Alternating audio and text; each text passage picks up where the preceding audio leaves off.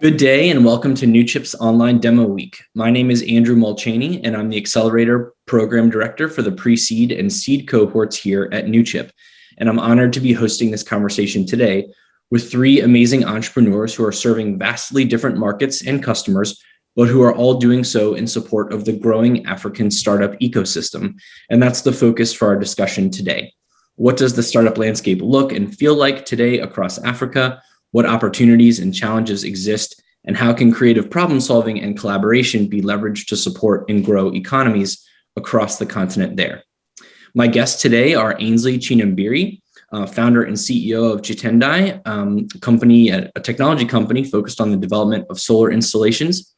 Moustapha Albaghdadi, founder and CEO of Easy Buy Africa, a global consumer goods marketplace serving people in Africa. And last but not least, Olusegun George, founder and CEO of Jamborow, Africa's first inclusive and intelligent fintech platform. So welcome everyone to our panel. Before we jump into questions and answers, I would love to invite each of you to just introduce yourselves in a bit more detail. Tell us a little bit about your company and the kind of work you're doing. So Ainslie, why don't we start with you?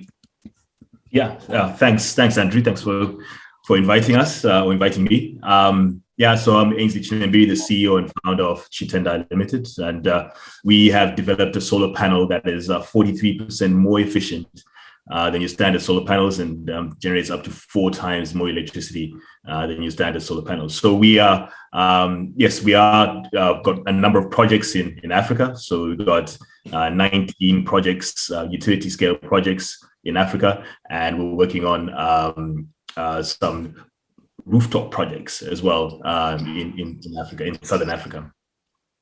Wonderful. And Olusegun, how about you? Hello, everyone. Thanks for having me here, Andrew. It's been an honor to be on the NewChip journey and to actually participate in this session as well. My name is Olusegun George. I'm the co-founder and CEO of Jamborow Limited. We're a fintech company that actually provides automation and technology for the unbanked and underbanked population in the developing world, particularly Africa primarily. We have about 400 million people who are affected by this lack of financial inclusion.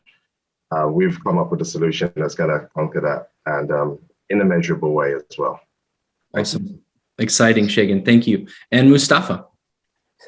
Thank you, Andrew, for having me. So my name is Moustapha Albaghdadi. I am the founder and CEO of Easy Buy Africa. So as Andrew said, we are an e-commerce marketplace. Basically, what we do is we help the customers in Africa to buy anything they want from anywhere around the world. So basically, what we take care of is, as Olusegun was saying, is the payment, is the logistic, is the door-to-door delivery. So we take care of everything, all the hustle. We had a unique business model as we have combined the online and the offline experience. So since we started in 2015, we have opened a coffee shop that basically allowed people to walk in through to the shop. We help them through the process, and from there we have started. So it's a combination of online, offline that helped us to gain the trust of our customers and basically to expand and to grow since then. Wonderful. It's exciting to see such a diverse array of B2B and B2C solutions in what you all are doing. Let's sort of start big picture and kind of talk about the state of entrepreneurship and the state of the startup community, just in your experiences across Africa. Tell our viewers a little bit about what your experience has been like as a founder and CEO, working in different countries and regions in Africa. Why don't we start there? What has that experience been like? What opportunities and challenges are most sort of potent today? So I'm happy to start. So the working in Africa, the climate is ripe for entrepreneurs. There are many entrepreneurs. I guess people trying to come up with new ideas and trying to start up their own businesses. A lot of people with, an entrepreneurial spirit. I think it's part of the African culture, I guess, to come up with something and to help each other. So it's been quite positive, I must say. It's been very positive. I mean, there's a lot of people who want to help you. A lot of people want to support you on that journey. Awesome. Thank you, Ainslie. Other perspectives just about kind of current status? So from my experience, or Shagan, go ahead. Okay, thank you. Yeah, sure. One of the things we looked at in Africa, and one of the misconceptions about Africa, I'd say, is looking at it as one market. If you look at Africa as a single market and you come with a plug and play kind of scenario or strategy, you're very likely to fail in Africa. It's a country of 54 different nations, very diverse cultures, political terrains, you name it, different economic situations, and so on and so forth. A lot of the countries are landlocked. The ones that have the ports have the advantage when it comes to trade, logistics, and supply chains. However, with the new African Free Trade Zone Agreement, a lot of those problems are currently being solved at the moment. So they've been addressed. They've got trade blocks, they've removed tariffs, etc. I think just the ease of doing business, once that is tackled in Africa, is going to be a thriving continent when it comes to business and commerce. So that's the opportunity that's lying ahead of you. So entrepreneurs like myself and my co-panelists here will tell you that there are several problems that need solving, first of all, and you can definitely not run out of ideas. It's something that, you know, you're constantly challenged and you have to come up with innovative ways to actually overcome basic scenarios on a daily basis. So, which is why the adoption of technology has taken us to a different level. And I'm glad to be part of that journey now. Awesome. Thank you, Shagan. And Moustapha. So I think the guys, I said it all. Africa is full of opportunities. I was privileged to visit a lot of countries in Africa, and I would like, as Shagan said, it's not, you cannot treat it as a one country or a one state. It has a plug and play model will work out in theory, but you have to give at least a 40% adaptation per single market. This is what I have seen. This is something that we have seen that is happening. The main challenges that I have seen, it's basically maybe regarded, we have started the business in Tanzania, and in Tanzania, there is no support for startups. So unlike Senegal or let's say Tunisia, where they have launched, as we were reading, like 2 years ago, they started the startup, if you want, policy that was helping people to add more startups. So it's still a little bit needs more tweaking, the idea, but the opportunities are there. The challenges is nothing that you cannot overcome, just to be clear. So if you want to make it happen, you can make it happen. But you'd rather to focus more on, as a founder, we always want to focus on something that will keep us going and to grow, which it's still some challenges. Now, the other challenge, which is not coming from the African market itself, is coming, actually, I would like to say maybe from Europe or from the US, where I will just use Easy Buy Africa, for example, where a lot of vendors are not accepting a Tanzanian credit card to buy from, let's say, a US store.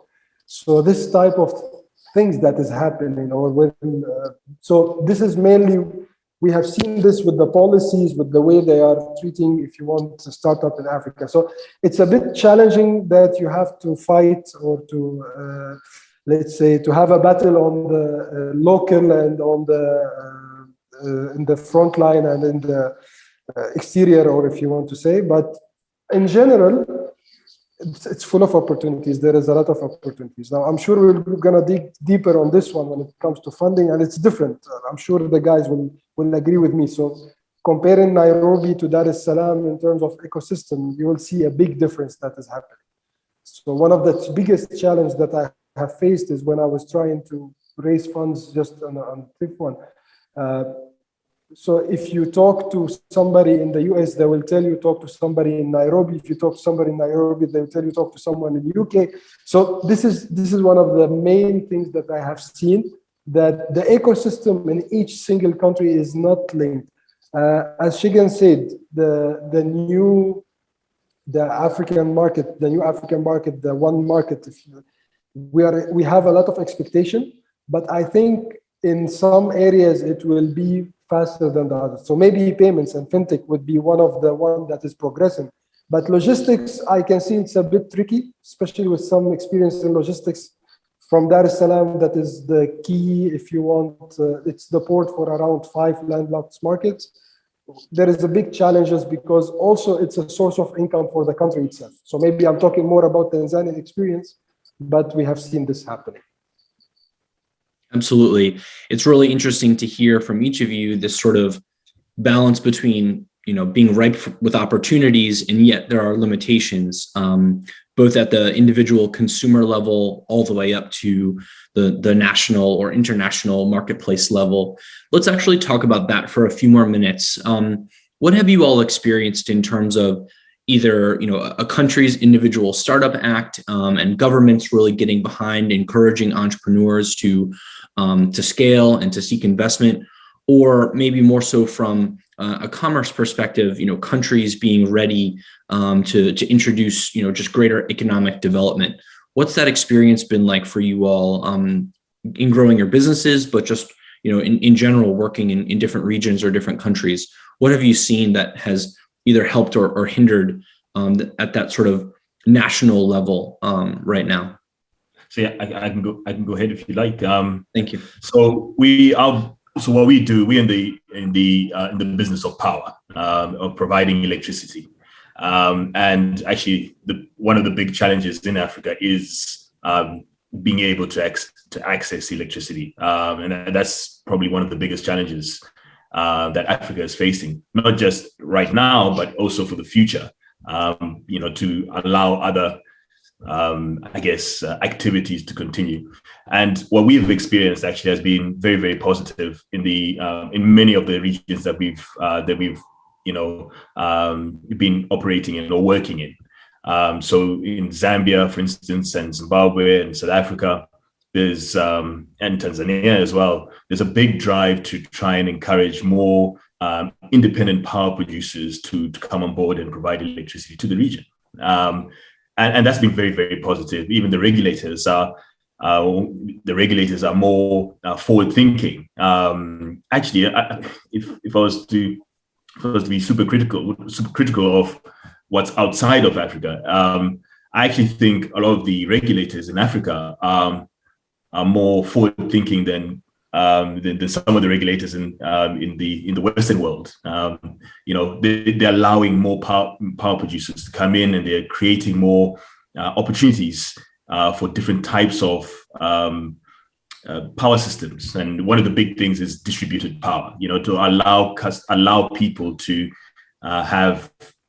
generate electricity locally and to consume it locally, and that's a big thing for the power industry, or at least for solar.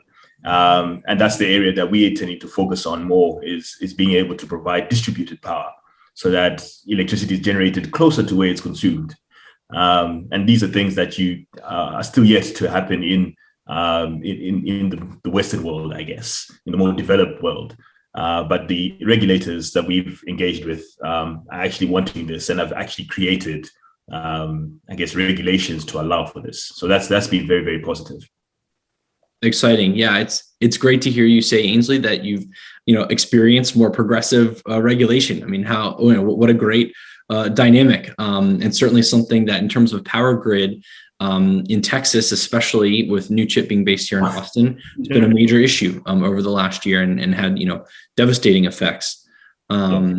Yeah, Shagan, how about for you, from your perspective? What have you seen kind of at a national or market level that's either encouraging or maybe discouraging some of the economic activity that you're trying to drive?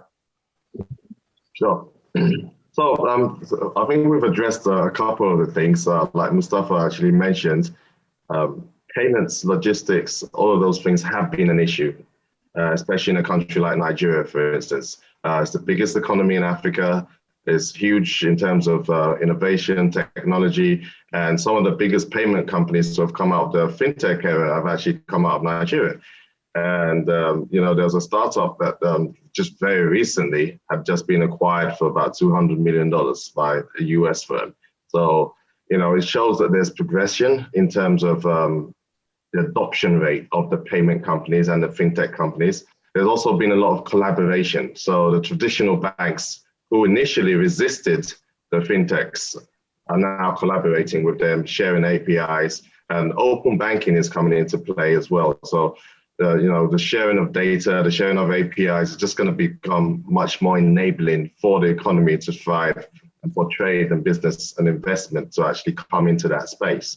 One of the biggest hiccups when it comes to investment is in Africa, trust. So just to defer back to Moustapha again, who's doing e-commerce and cross-border trade, people in Africa are not very savvy when it comes to online shopping.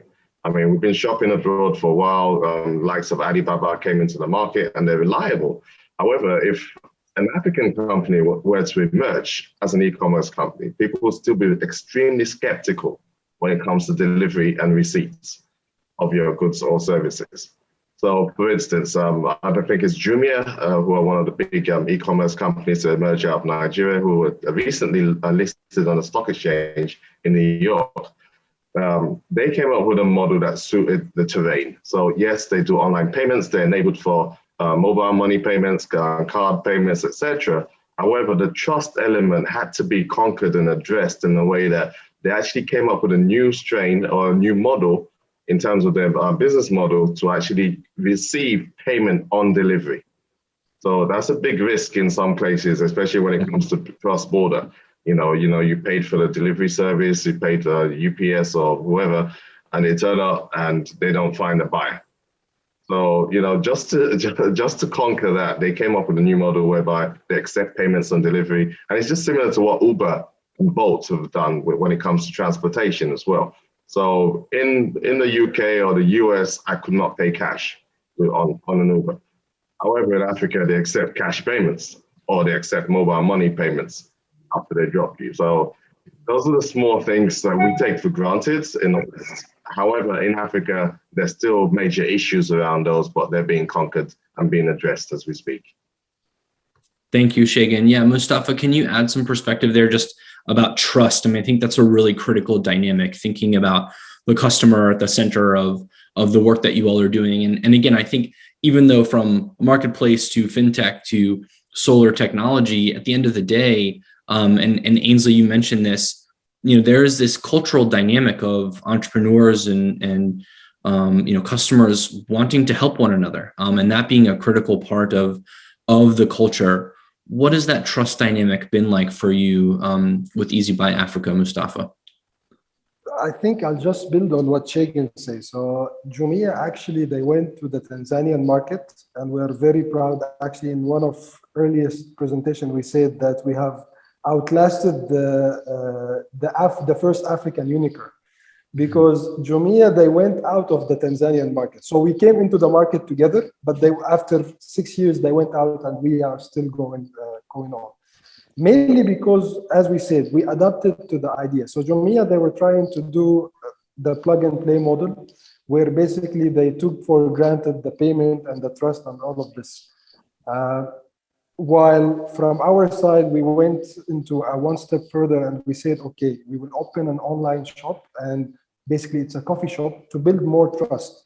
And that's helped actually. So talking about the trust, I think the guys will understand exactly when I say that I had a customer who bought a spare part for his Maserati car, and he paid me $20,000 in cash for a product he did not receive until 2 months later. So really the trust is a key factor.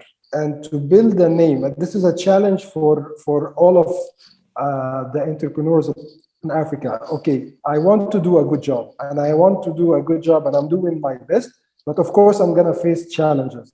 The problem is I don't have the funds to have billboards or to have the big marketing campaigns. So for the customers inside the market, that they think that I am a big customer, they're a big, if you want, brand or something like this. So it's really tricky when it comes to this part of the market. But again, it's, as we said, all challenges are something that you can overcome, and it's doable. It just, I think the guys might agree with me on this thing. It takes longer time than what we want it to be, or what, if you compare it maybe to a company in the US or Europe, because there is a lot of things that they are taking for granted One of them is the customer education. So for a customer to pay for something online, we had customers paying for us maybe 20 times in cash before they moved to credit card, right? So, and they used to come to the shop 20 times to come place an order, and then they moved to the online model. So trust is a key thing, actually, as the guys were saying. It's a key thing, and we have to play it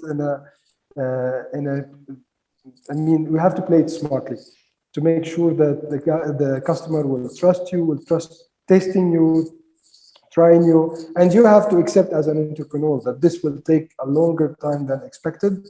You have to put an extra effort. You cannot read that something that has been done in the US and in 1 day or 2 days, they got a 1 million, if you want, hit. For us, it takes more time than this. That trust factor, I think, is also so critical in just community development in general, right? This idea that there are new enterprises, new businesses, new ways of interacting with one another. Let's sort of focus on that for just a moment. How is the idea broadly of community development, but maybe more specifically around either the financial or sort of energy role there, been important for you all as founders? Where do you see community development fitting into the kind of work that you're doing with stakeholders, in addition to customers, but others that you're working with? How does that community development factor play a role? Well, for us, it's crucial. It's absolutely central. We, as I said earlier, we're in the power industry, so giving access to electricity is a big part of people being able to live their daily lives. Access to clean water, access to cooking, lights, schools, hospitals functioning. One of the hospitals, actually, it's not just one, but a number of the hospitals that we are working with,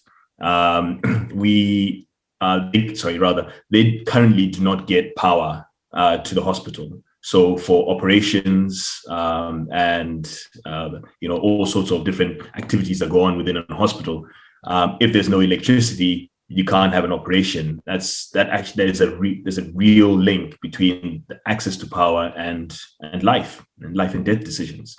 Being able to support the community is a big part of what we do. So we're working with a number of hospitals in Zambia and in Malawi, actually, to put solar on their rooftops or in their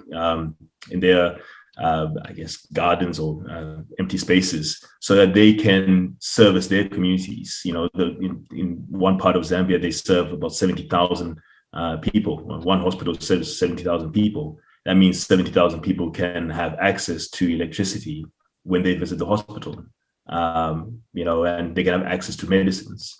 So it's a huge part of what we do. It's crucial. Sure. So also on my side as well, working in the grassroots of Africa and working closely with a lot of NGO companies, microfinance service providers, insurance companies, healthcare providers, etc. One of the things we made sure we had in place, and this was quite pertinent when it came to our choice of partners, was that we first of all put the literacy program together. So having that financial literacy in place and creating awareness of how to use financial services, different products, are they going to benefit you? You can use some to plan, or some, help you in terms of incidentals, etc., etc. So we made sure we put that together. So there's an understanding, there's an awareness of what they were getting into and why they needed financial services in the formal way. The savings groups and the lending groups were actually in existence, and they've been in existence for years. They have these traditional savings and co-op groups, where they save amongst one another, they borrow money from one another within that group. However, it wasn't formally structured enough. Now, most of the transactions done, especially in this region of Africa, in East Africa, are done on the mobile phone. So a lot of business is conducted using your mobile, so developing mobile products for the convenience and the accessibility that never existed in the past is actually going to champion, of course, So that's what we've done. We focused on the grassroots, focused on mobile technology, easy access to financial services, and we partnered with the right service providers to enable this happening. That's wonderful. I mean, it's really clear to me that for each of you, not just from a marketing perspective, but really from a customer development and trust building perspective, that demonstration of commitment and developing stakeholders is something that's really critical, because it extends beyond just kind of the immediate sort of transaction focused dynamic of what you all are doing, and instead about that sustainability. So that's really, really cool. Kind of going on this topic of community development and customer engagement, et cetera, let's actually focus less on the sort of market scale and more so on the individual consumer, kind of individual citizen level. Let's talk for a minute about workforce development and sort of the role that plays for the work that you all are doing. One of the pieces of research and detail that has just been so interesting for me to learn more about, and I think is very relevant for this conversation and more broadly for the work that companies are doing across the continent, is this idea of the workforce either being and the dynamics of underemployment or unemployment and sort of what that means generationally, and for young people, especially now, who are looking for opportunities, whether that's in the gig economy, et cetera. So let's just sort of talk about it at the individual consumer citizen level. What opportunities, what limitations do you all see that are directly impacting the work that you're doing?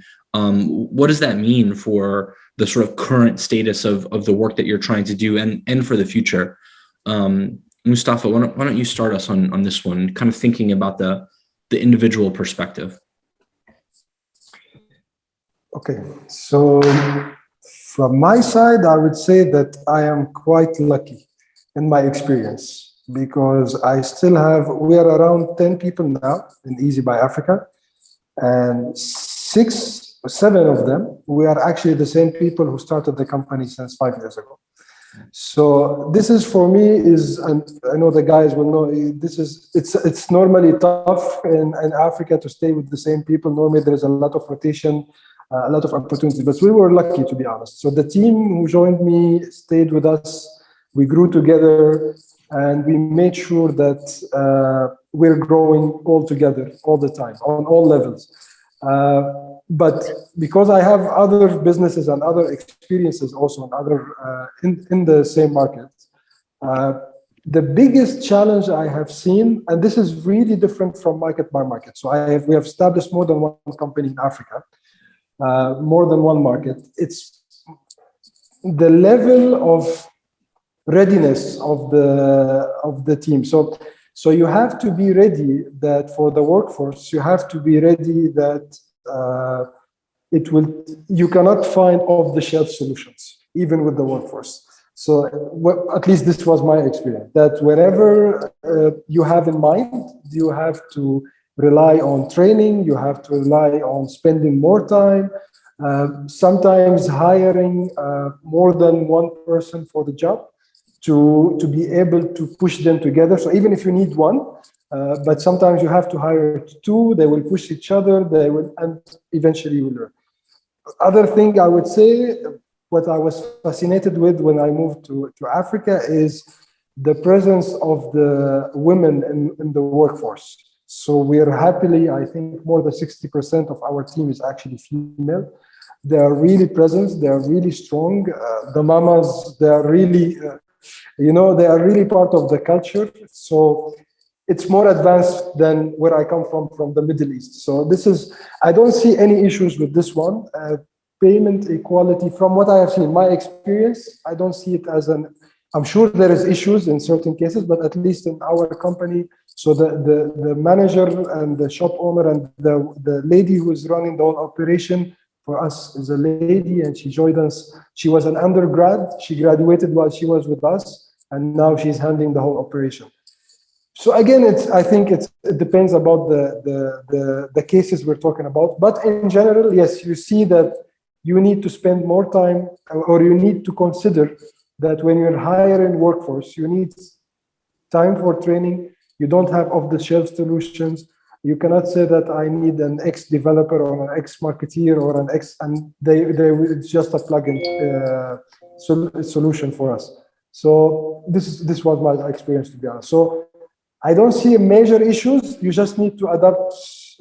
You take into consideration. So first year you might be struggling, but then you get to learn that, okay, I have to look on this side instead of looking this side. I cannot find someone who is exactly as we want, so we need someone that we can build on together.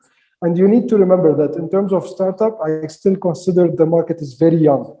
So while the startup, if you want, the tech startup has been ongoing. If you take Apple, if you take Mac since the 80s, in Africa, it's still new. So we have to relive the same journey, and it will take a while. And that learning and growth together, I think, can be really powerful, especially for a founding team. Interesting. Olsegun, how about for you, from your perspective? I think I totally agree with Moustapha's perspective in terms of talent and the youth we have in Africa. So two major things we need to take into consideration. One, the population of Africa is one of the fastest growing continents.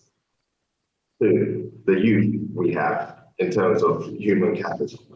We're the youngest continent on the planet right now in Africa. 70% of the population is under the age of 30. It just goes to show that the future is extremely bright. A lot of these guys, I speak to a lot of these guys because I mentor on the side as well. Even within my organization, myself and my co-founder, the Elder Statesman. However, the rest of our staff are under the age of 26. And the 19-year-old is still in school. That's on our development team. So that's a kind of youth empowerment we're actually trying to, encourage and generate from within. So we're growing organically from within as a company, and these guys are getting boardroom experience in their early 20s, in their mid 20s. So they've ridden this wave with us from the very beginning, from the offset, and the kind of exposure they have today and the confidence levels they can speak at right now is just phenomenal. I'm totally impressed, and they shock me, they challenge me on a daily basis as the CEO. I'm constantly challenged, and they come up with these ideas, and I'm like, okay, let's bury this one for a minute. Let's finish this phase of what we're doing, and we can adopt those things. So we come up with an R&D lab. So I have an R&D lab that has whole products are yet to be released. These young, innovative colleagues of mine, as I call them, constantly pushing the barriers, pushing the boundaries. They're asking questions. They want to improve in things. They're not satisfied with the way things are. So I don't know if you've ever seen my website, but it's just changed again recently because they didn't think it was dynamic enough. So I constantly give them that free rein to say, you come with all the innovation in the world. You guys are the trendsetters, and eventually you're going to be the owners of the company. So, your participation is as valuable as anything I can get from the outside world. But I'm constantly being schooled on what they're doing, what's trending at the moment, etc., etc. So, one of the biggest things I would like to say, and this is what I'll just conclude with on this segment. One of the biggest exports that will come out of Africa in the next 2 to 3 decades will be human capital. It's happening right here in Africa right now. The kind of talent we have here, and the big tech companies now, actually sourcing talent from here and opening headquarters here. Just recently, Twitter's just opened an office in Ghana, for instance. So I'm sure quite a few more Silicon Valley companies will follow suit. And it's such a wonderful parallel to, like we were discussing earlier, the idea of customer relationship development and stakeholder relationship development. What you described from an internal team dynamic, that commitment is there, right? And it's a really powerful force for you. And it's great to hear that commitment has to be mirrored internally within your organization as well as externally as you grow. Ainslie, how about for you? Yeah, it's a good question for us. So we there's two parts to what we do. We on one side we make hardware. We make a solar panel, and it's quite a unique solar panel, and that type of skill set is more challenging to find in Africa. It's and that's why we are mainly a Scottish company. We are a Scottish company, actually. And Scotland is where we decided to base ourselves, because access to that type of skill set is not easily available in Africa. And and that's also an opportunity as well to transfer that skill and that knowledge across to Africa, so that other people can learn that. They can learn what we are doing, in Africa. And then the other side is where we got these 19 solar farms, utility scale solar farms, and we develop solar projects. And there the skill set is more readily available. There's a lot of educated people in Africa who understand solar, who understand how solar works, and understand how to get a project from, in essence, turning it from a bushland into an actual productive solar plant, and that skill set is available. And there's opportunities there to teach others, especially in the remote locations, in the rural locations, how solar installations work, how they get developed, and the type of data that that you want to be collecting from a solar installation. So we recognize that there are some challenges, in terms of the actual hardware that we make, and there's an opportunity there to learn or to transfer skill and knowledge to people in Africa.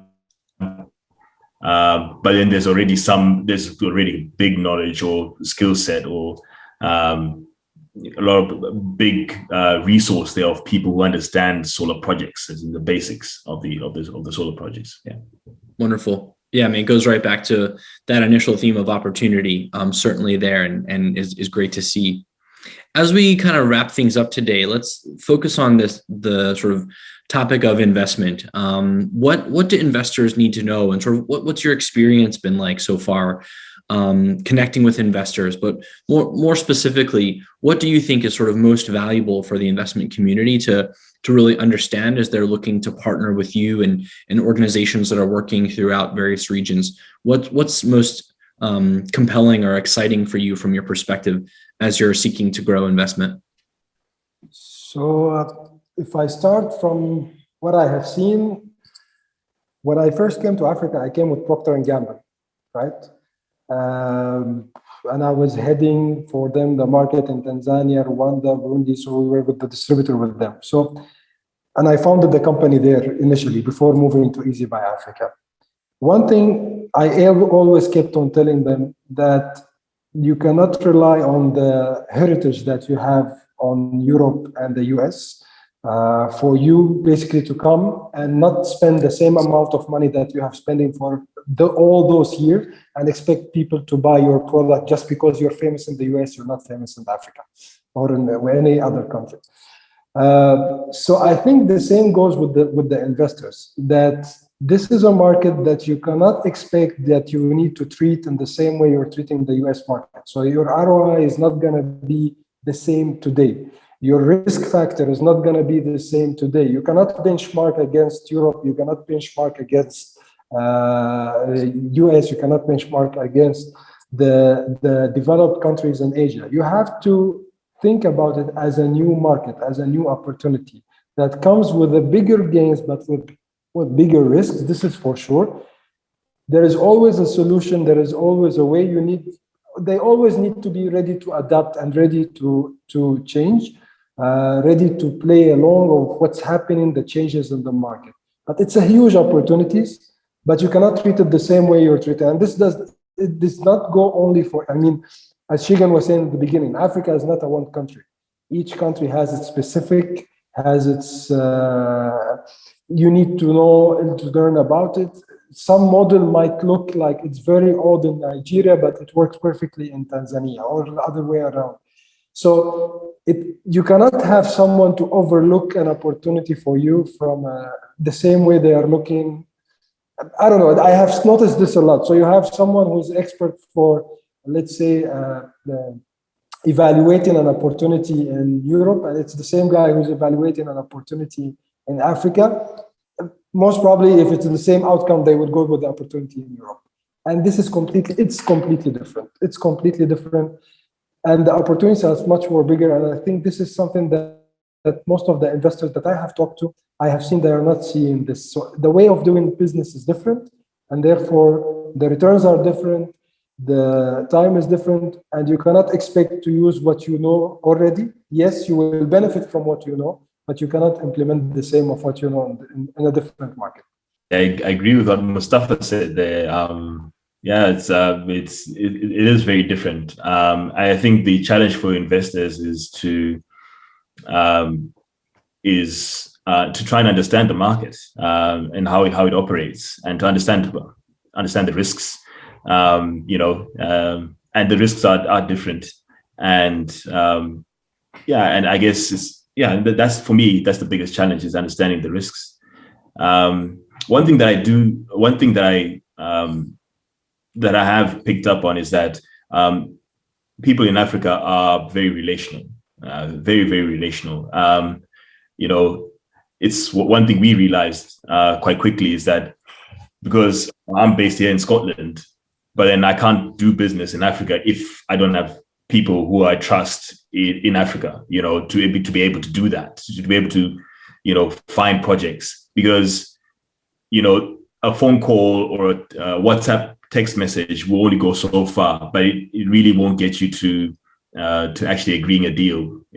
You actually need to sit down with people and talk to them face to face, and have a cup of tea with them, and talk about life, and then that relationship starts to develop. But it has to be face to face. It's and it's not a one-time visit thing. It's more of a time. You have to spend time with that person. That's what we found, at least. Thank you. My two co-panelists have actually nailed most of the points. However, I'd just like to add a few more perspectives from where I'm coming from, my experience, my background, etc. So I've been fortunate enough to sit on both sides of the fence. So I worked in investment banking before, so I've sat across the table from innovators, entrepreneurs, etc., and just tried to understand their journey. And one of the most important things I learned from that experience, and I think it was actually re-established when I joined a new chief program as well, was that investors invest in people, not ideas. So if you're the right team, and they see your passion, and they see how passionate you are about execution, and how serious you are, and the fact that you know the market you're talking about. Ainslie said, you can't. It's very difficult to do things remotely in Africa without knowing the terrain. I've been fortunate enough to work for different institutions as well, and covered quite a bit of sub-Saharan Africa. Living in the UK for so long, I had to reintroduce myself to the African market. So having done that, that's when you realize the difference in cultures, the different investment appetites, the risk factors that come with various markets. So when it comes to trust, for instance, Nigeria is one of the biggest, most notorious when it comes to trust, and when it comes to payments, etc. And investors are aware of that. There's high risk, there's high reward. And they're also aware of that. So some of the biggest companies that have actually come out of Africa in terms of seed investment, and eventually maybe to unicorn status or IPO status, have come out of Nigeria. The biggest companies in tech in Africa prior to that were notably Kenya, South Africa, and Egypt. In terms of the amount of investment that they've actually received and how the companies have scaled. So companies that were small in Nigeria have managed to raise funds from abroad. They've been to Silicon Valley, and a few of them have actually attended accelerator programs in the US and have achieved their unicorn status. So one of the biggest headaches we have in Africa is we do not have that investment appetite, especially when it comes to technology. They like brick and mortar businesses. They like traditional businesses. They like things they can see, things they can hold on to. So the traditional investment banks currently don't really understand technology, especially when it comes to valuations and when it comes to the investment and how to actually measure the level of investment that goes into technology vis-a-vis the return on investment you can actually get from that. So there's a lot of understanding that needs to be addressed. A lot of awareness needs to be pushed in the right way. And we just need much more support when it comes to investment. So the foreign companies are waking up now. In the US, we have a whole heap of VC companies, and in Africa, we have a host of Asian companies that are coming into the market based right here in Kenya.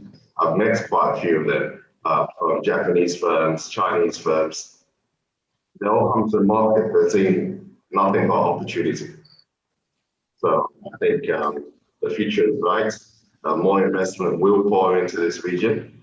And there's lots to offer in terms of talent, innovation, and sustainability. Thank you.